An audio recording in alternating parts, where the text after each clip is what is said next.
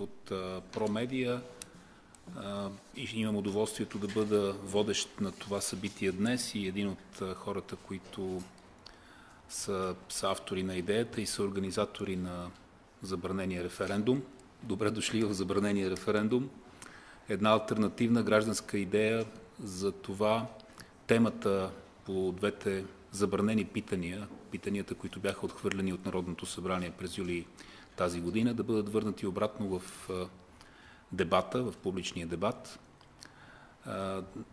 Алтернативният граждански референдум по тези два въпроса, които бяха отхвърлени от парламента, е инициатива на широка организация, широка мрежа от организации, от хора, от активни граждани, от неправителствени организации, организирани от форум Гражданско участие, който е основната организация основния организатор на референдума.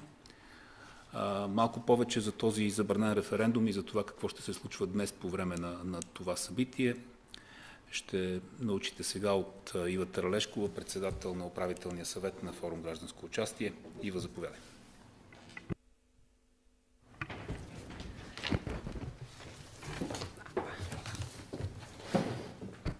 Добър ден и от мен.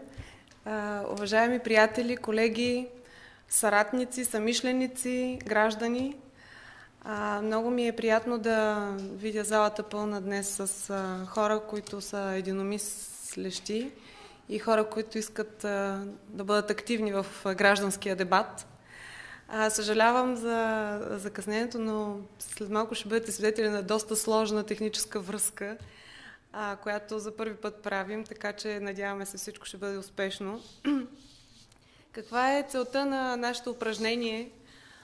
Всъщност решихме да създадем тази онлайн платформа Забраненият референдум с това провокативно име в отговор на редица стъпки от страна на нашите управляващи, които показват доста ясно, доста недвусмислено, че не се вълнуват особено много от онова, което мислят гражданите по различните въпроси, свързани с както с съдебната реформа, така и с изборната реформа, така и с прякото участие.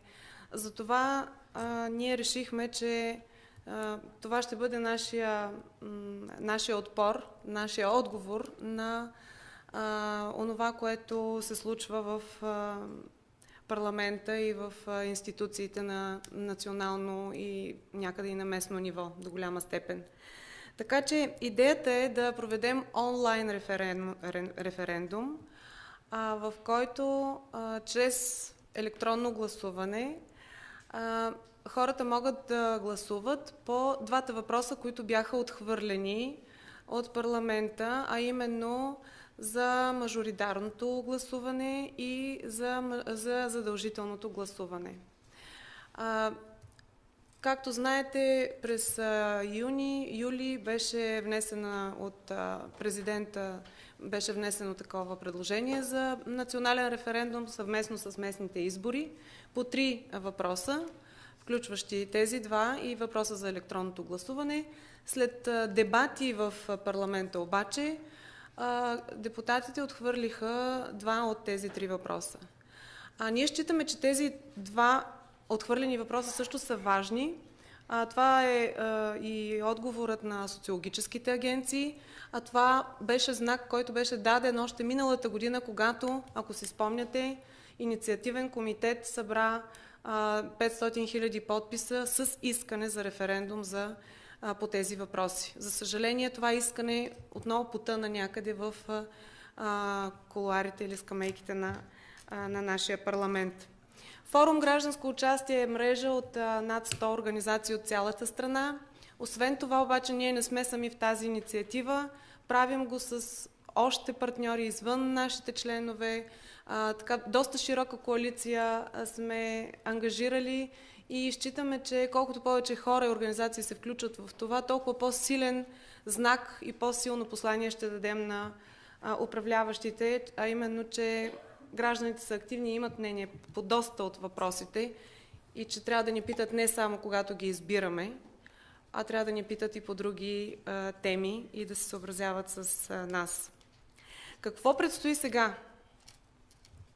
Сега имаме връзка с още 10 града в страната, където наши партньори, приятели, последователи, активни граждани и организации са се събрали. Целта е да импровизираме едно гражданско събрание, алтернатива на националния парламент, което да гласува символично за провеждането на национален електронен референдум по двата въпроса. И ще гласуваме с тези листовки, които предполагам всички имате. След гласуването, ако имаме консенсус, ако имаме мнозинство, а се надявам, че ще бъде така, ще бъде представена и вече отворена платформата за гласуване. Все пак ние сме демократично общество и трябва да се вземе някакво официално институционално решение. Това е нашето предложение за действие. И така, може би да започнем с това, да видим къде, в кой град, колко хора са се събрали. До мен е Жоро Петров, който ще помоля за помощ. Може ли да започнем с Бургас? Бургас не го виждам в момента. Бургас не се вижда в момента. Трябва да го направим по телефона. Добре. Може ли да търсим Бургас по телефона или да се опитаме да се свържем? Кого виждаме? Това Търговище ли? Краси Лойков, Пловдив. Здравейте, Пловдив! Здравейте! В Пловдив сме се събрали в Център образование с демокрация. Аз съм адвокат Тодор Димов. В залата има 17 граждански представители, които са готови да гласуват. Добре, благодарим ви. Ще очакваме вашето гласуване. 17 човека от Пловдив. Така, нека да чуем Търговище. Здравейте, Търговище! Да, тук сме, здравейте. Казвам се Бонифат Терзийски, тук сме събрали 30 от 11 неправителствени организации. 30 човека, да. 30 души от Пловдив от 11 различни... 30 души от Търговище от 11 различни организации. Добре дошли, ще се включите в нашето гласуване. Така, продължаваме с Варна. Здравейте, Варна, чувате ли ни? Ами във Варна в момента сме събрали 2-6-8 души. 8 души от Варна. Добре. Добре, очакваме вашите гласове. Габрово. Здравейте, Габрово. Здравейте! Събрали сме се 15 души и очакваме гласуване. Здравейте! 15 души от Габрово очакваме да се включат. Имаме ли връзка с останалите? Имаме Русе, ако искате. Русе по телефона. Имаме Русе, добър ден. Добър ден, 17 граждани, представители на 3 организации сме в готовност да се включим в онлайн референдума. Сдружение Европейски пространства като член на форум Гражданско участие изпълнява своята мисия чрез това участие. Благодарим, останете на линия. Така, може ли с Карлово също да се включим? Те имаха Ето наводнения. ги Карлово, добър ден. Добър ден, от Карлово, Вълко Тодор Останев, Център по правата на човека Васил Левски. В залата сме 21 активни граждани, готови да гласуват. Благодаря. 21. 21. Загубихме ли връзката с Плевен? Давай следващи. Аз Даниела ще наберем. Плевен, Даниела. Жоро ще набере Плевен. Ани подготви връзка с Бургас, че нещо също се загубиха тук. Толкова хубаво се виждаха допреди малко.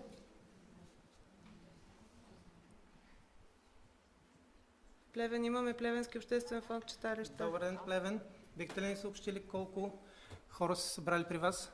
Добър ден от Плевен. Първо да кажа, че сме 19 представители граждански от 4 читалища, 6 неправителствени организации и 9 граждани, които не са в бордовете на неправителствени организации. Важното при нас е, че не сме само хора от град Плевен, а от 2 малки града общински центрове и от 4 села. 19 сме като гражданска група и всички гласуваме за, нямаме въздържали се и нямаме против. В Плевен гласуването вече е започнало. започнало. И на всички колеги от другите градове. Благодаря, Даниела. Благодаря. Ани, с кого имаме връзка? Ето и връзката с Бургас. Ало? Добър ден. Колко активни граждани сте се събрали в Бургас? Ами имаме 16. Добре, очаквайте второ включване за гласуването. Колко човека са? 16 в Бургас. Велико Търново имаме ли връзка? Видео имаме ли? Не. Добре. Горица, Блулинг, може ли да се свържем? Андреева. С Горица. Телефонно. Телефонно. Сега набирам Амалипе. Добре. Връзка и с Търново. Ало, добър ден. Добър ден. Колко граждански представители сте се събрали? 20. 20 в Велико Търново. Да. Добре, пак ще ви се обадим за гласуването, ако не можем да осъществим видеовръзка. Да. Благодаря. Ние сме в това, обаче нещо долу сме само 3 организации, не знам. Може би сте в друг разговор. Добре. Аз влязох и излязох пак, ако трябва пак да го направя, за да се включи. Опитайте, ако не, пак ще ви се обадим по телефона. Благодаря. Добре. Последно Горица. В София колко човека имаме? Изброили ли са? Добре.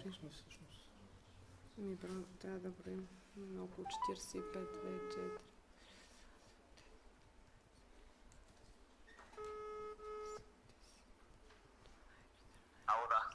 Ало, добър ден. В село Горица се намирате, нали? С компютърните специалисти се налага по телефона да се свържем. Кажете ни колко активни граждани сте се събрали там? Ами, в момента сме около 30 човека, но в днес бяхме 30 души от цяла България. Добре, в село Горица имаме 30 души, които ще участват. Да, вие сте там, иначе хората са от цяла България. Добре, очаквайте второ обаждане или видеовръзка за гласуването. Благодаря.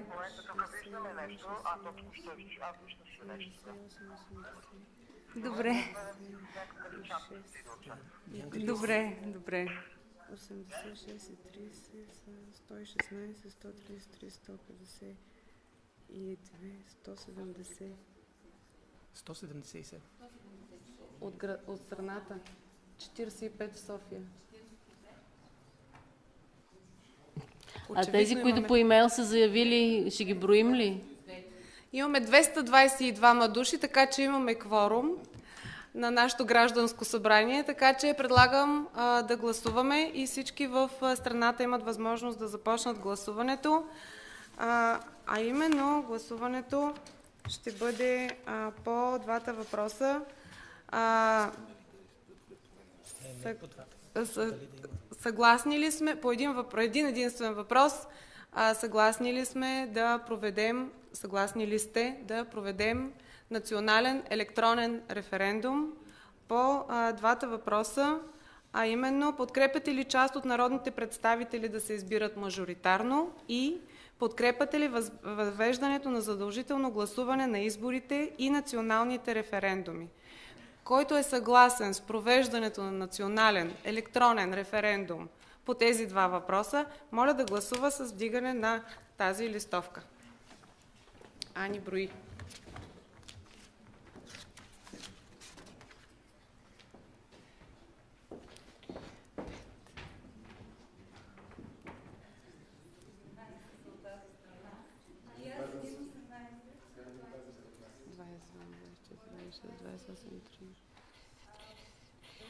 Тридесет, 42, 40, 43. Броя аз. 43. Има ли въздържали се? Против? Така, значи София дава 43 гласа за провеждането на референдума. Сега отново да се чуем с колегите от страната, да видим Значи 19 вече имаме със сигурност от Плевен. Русе. 17 гласа за провеждането на национален електронен референдум. Благодарим. Така, да продължим с Пловдив. Пловдив, как мина гласуването при вас? Не се чува. Отрязаха ги в ефир. Цензурираха ги в ефир. Пловдив. 17 ли чувам? За провеждане на референдум. 17 гласа от Пловдив за провеждане на референдума. Благодаря ви. Търговище. Как мина гласуването при вас? Чекаме с още един човек. Вече сме 31. 31 човек. 31 гласа за. Търговище дава 31 гласа за провеждане на национален електронен референдум. Благодарим. Благодарим ви. Така, продължаваме с Варна. Варна, 10 за. Във Варна? Второ. 10 за. Добре, благодарим. 10 за. Габрово? Може ли да включим тук Габрово? Тук виждам Мариана. Габрово, как мина гласуването при вас? Габрово 15 за, няма въздържали се. Всички сме единодушни. Габрово, 15 човека единодушно за. Благодарим на Габрово. Какво остана? Горица? Ето този са.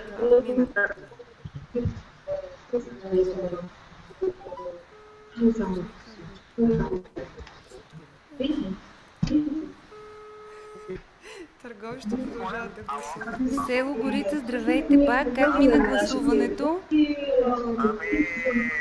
Чудесно, ние малко тук не знам какво точно се случва, седим и гледаме в камерата. Какво трябва да кажем, че всичко мина чудесно? Добре. Ми трябва да кажете колко души са гласували за, колко против и колко въздържало се, ако има такива. Сега ще ви кажа, може ли да кажете? Ще ви изчакам така на телефона. Не, вземете си ги. Те са за мен. Може да спиш с това. Няма нито против, нито въздържали. Добре, значи 30. 30 души сте за. Добре, благодаря ви. Благодарим. Карлово да видим.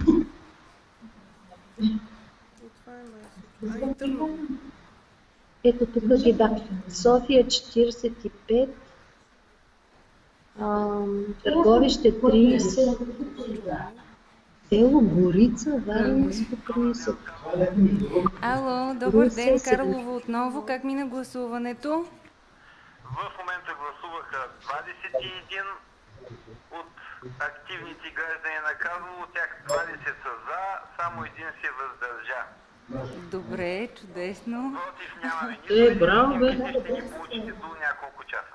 Добре, добре, благодарим. 20 гласа за и един въздържал се.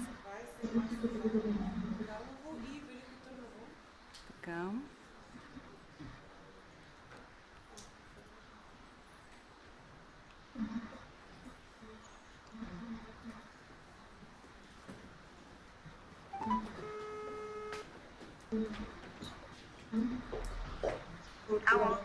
Здравейте, Велико Търново, как мина гласуването?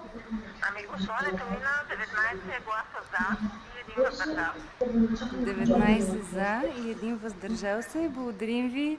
Очаквайте окончателните резултати след малко.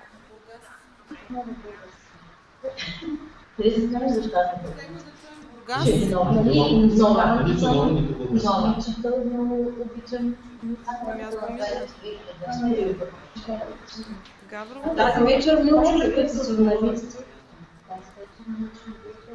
Тя е изключена. Здравейте, Бургас, как мина гласуването при вас? Утре да има ли за гласуване на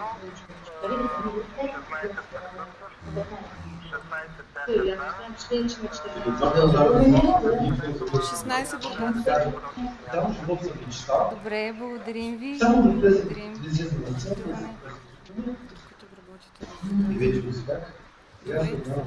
Ами да, с това минахме всички градове. Всъщност, сега ще чуем резултатите. Ще ги видим всъщност, но нещо трябва да спрем звука. Може би да спрем тази връзка въобще.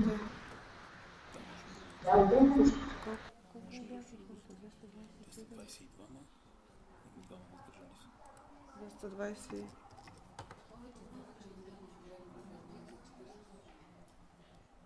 Имаме ли резултати? А може да ги видим?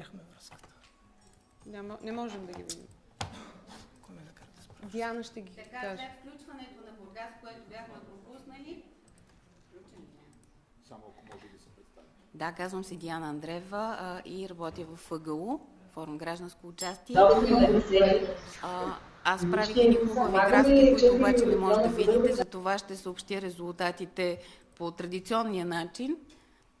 Ще стане ли, Жоро, или не? Не те виждам. В първоначалното броене бяхме пропуснали Бургас, така че хората стават точно 240. Така. Имаме, да, едно невероятно съвпадение и от тези 240, 238 са за, 2 са въздържали се. Това са резултатите, против няма, както всички чуха.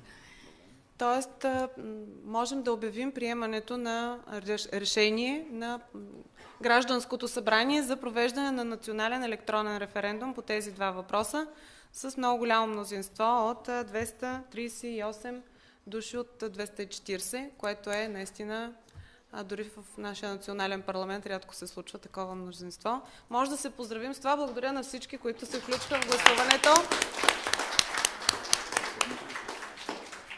Да.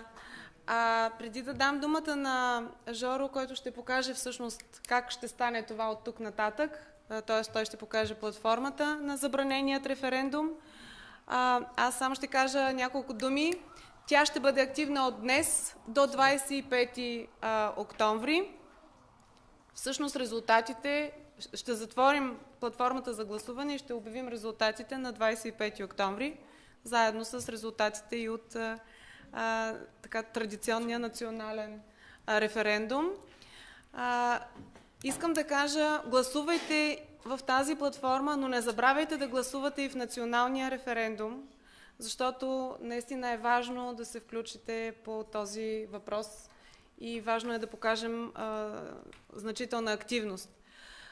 Нашата цел ще бъде не просто събиране на определен брой гласоподаватели, граждани активни в тази платформа, но чрез този сайт, чрез тази инициатива ние наистина искаме да повдигнем на обществен дебат важни въпроси за гражданското участие, от една страна за активността на гражданите и за възможностите, които тя ни дава, и от друга страна за подобряване на механизмите на взаимодействие с власт имащите, защото сега един месец много неща ще чуем, ще ни изговорят, ще ни разкажат, тъй като трябва отново да гласуваме на избори. Но за съжаление след изборите 4 години нас някак си забравят да ни питат как са се справили, доволни ли сме от това, което се случва. Така че тук това ще бъде дебата по всички въпроси, които са горещи, които са свързани с гражданското участие като цяло. Давам думата на Жоро. Всъщност, може би Петко трябваше да я даде. Благодаря. Така, основният инструмент, който ще използваме, за да набираме мнения на гражданите по нашия забранен референдум по тези два въпроса, е платформата, която създадохме в интернет. Тя е максимално изчистена и визуално, и функционално, за да може хората да я ползват без проблем и да е наясно. Първата страница, на която се влиза, е всъщност оформена като една бюлетина, в която хората веднага могат да изкажат своето мнение по всеки от двата въпроса. Подготвили сме се, както е необходимо, Ива каза преди малко, за всеки референдум, с информационен лист с аргументи за и против по всеки от въпросите. От всеки от въпросите потребителите могат да намират нашите неутрални мнения, изготвени от нашите експерти, къде, какво всъщност означава мажоритарен вод, примерно по първия въпрос, къде се прилага, какви са резултатите. Като искам да наблегна, че това наистина е едно неутрално мнение и не накланя везните нито към за, нито към против, а просто цели да информира хората в вземането на тяхното решение. Когато човек избере да гласува с да или с не по някой от въпросите и натисне гласувай, се отваря допълнителна информация, която събираме, за да може да проведем нашето изследване, където човека се идентифицира, въвежда имейл адрес и съответно данни за възраст, възрастова група, пол и вид населено място. Когато потребителят попълни тези данни, те всички са задължителни, за да може да бъде идентифициран, и натисне потвърди, на него му се изпраща на посочения от тук, по-горе от него имейл, се изпраща верификационен имейл, в който се съдържа един уникален линк, чрез който той казва, да, този имейл адрес е актуален, аз го използвам, и по този начин успяваме да неутрализираме различни видове автоматизирани машини, които попълват подобни страници. Така, какво друго има? Казах максимално изчистен интерфейса на сайта. Обясняваме какво е това забранен референдум, защо го правиме, накратко, за да са информирани хората. Съответно, препращаме към Facebook страницата, на която ще отразяваме всички събития, които ще се случват на територията на цялата страна. Препращаме и към сайтът Гласът ни, където могат да бъдат дискутирани темите относно референдумите, относно гражданското участие и пряката демокрация.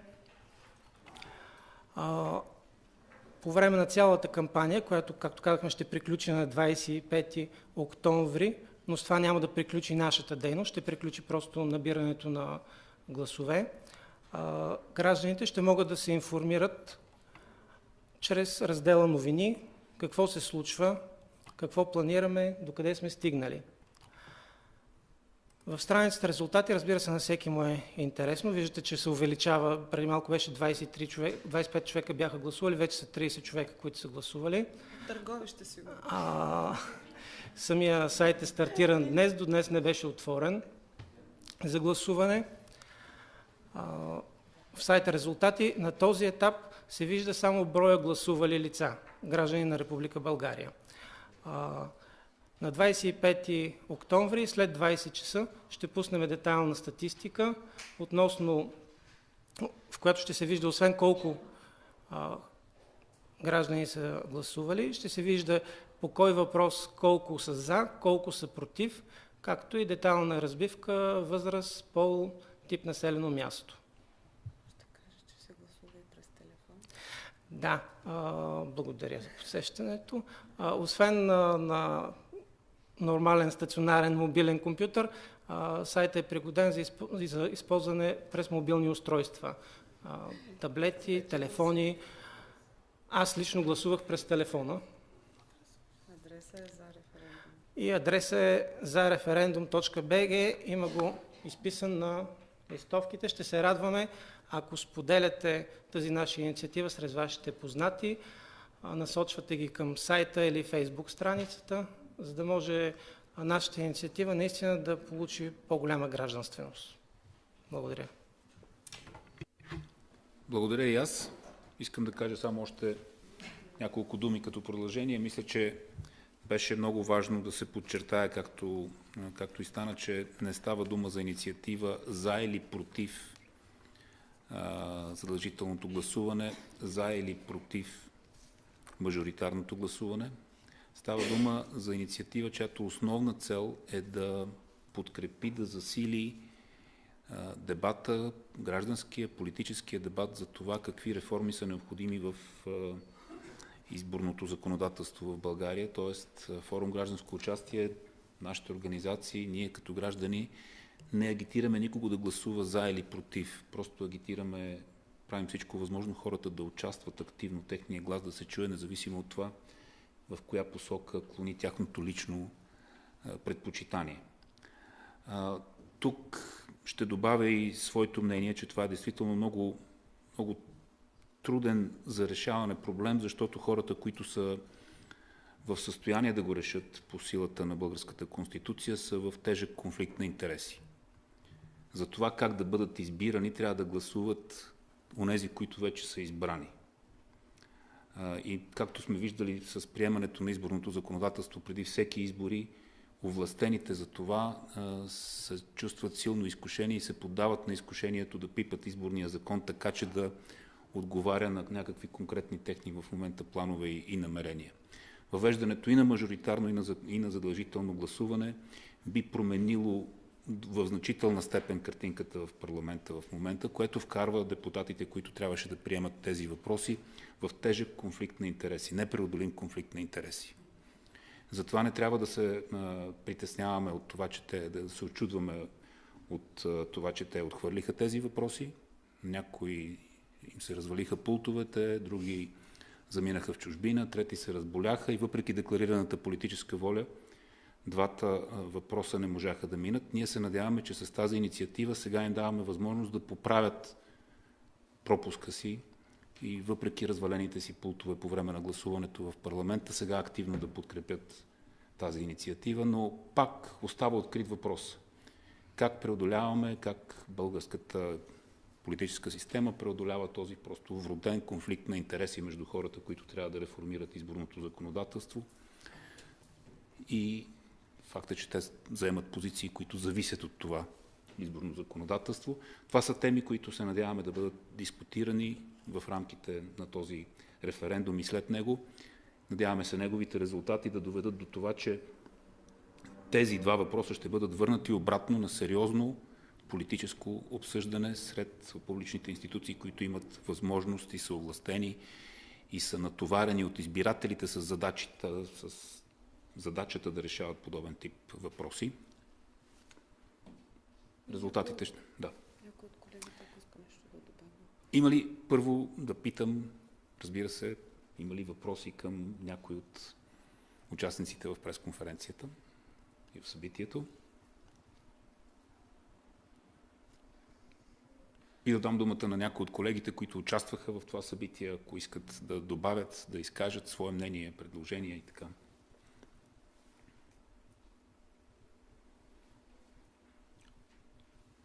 Ако не, тогава благодаря на всички за участието. Референдума започна броенето, да видим колко ще излезат гласовете и в коя посока ще бъдат те до 25-ти. Очаквайте обявяването на резултатите в нощта на изборите на 25 октомври. Благодаря ви още веднъж, че отделихте от неделния си единствен почивен ден тази седмица и гласувайте в забраненият референдум.